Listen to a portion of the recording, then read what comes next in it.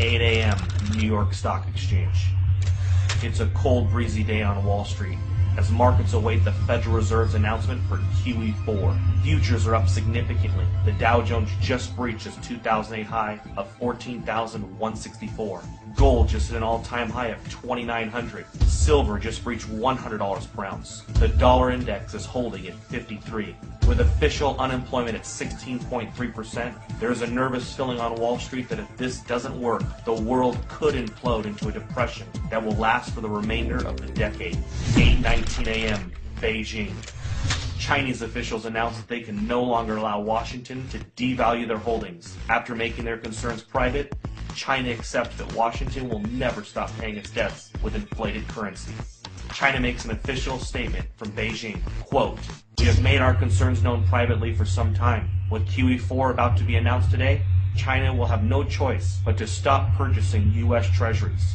We have allowed Washington to try to work through their imbalances for 4 years. But with global inflation and U.S. consumers rapidly shrinking as a percentage of global GDP, we feel that a Western recovery is unlikely until they reform their entitlement programs." 8:45 a.m. New York Stock Exchange. Upon hearing the statement from China, Dow futures have a sharp reversal and begin to drop. Gold leaps past $3,000 per ounce, up $150 per ounce in the last 26 minutes. CNBC awaits a statement from the White House. 8:50 a.m. Washington, D.C. The president makes an official statement to calm investors' fears.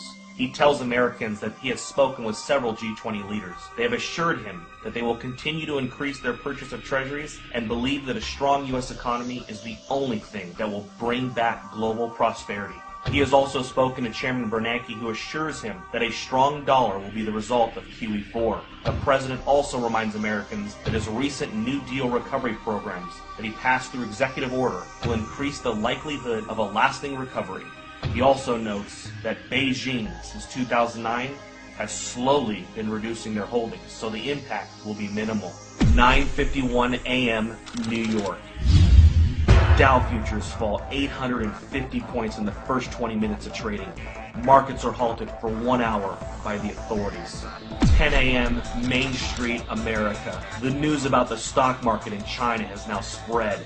A panic begins to set in and unprepared Americans rush to the grocery store. In an attempt to purchase food and water, Americans that didn't know what was going on are alerted by all of the news stories and panic buying. Within 50 minutes, there is a nationwide rush to the stores. Empty store shelves in America become a reality. 10:52 a.m. New York. Markets reopen and the Dow Jones resumes its collapse. Investors around the world join the sell-off in bonds and stocks and begin to purchase commodities. Unlike the panic of 2008, this time commodities are seen as the only safe haven from a dollar crisis. 11:30 a.m. New York. The Dow falls 1,700 points since reopening. Trading is halted for at least 2 hours. The Federal Reserve injects $200 billion into the markets and announces that QE4 will be delayed until further notice. Congress is called back to D.C. for an emergency joint session. Some members of Congress are saying that they consider China's statement a financial attack.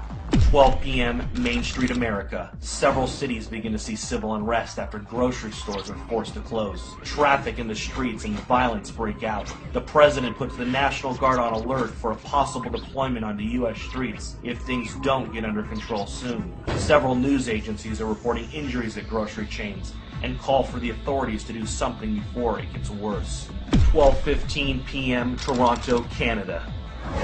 George Soros tells CNBC that a run on treasuries is imminent and that there is nothing the government can do to stop it. He says it is unfortunate that a controlled decline of the dollar was not coordinated better over the years. Today really could have been avoided if not for the Tea Party politicians who demanded fiscal responsibility and a constitutional government. 3 p.m. Gold closes at $11.53 for the day at $4,053 per ounce. Silver closes at $173 per ounce. The president announces that due to civil unrest in some areas of the country, U.S. stock markets will remain closed for the rest of the day. With the exception of mining and other inflation-related stocks, the majority of U.S. stocks are down significantly due to the sell-off and flight to safety in commodities.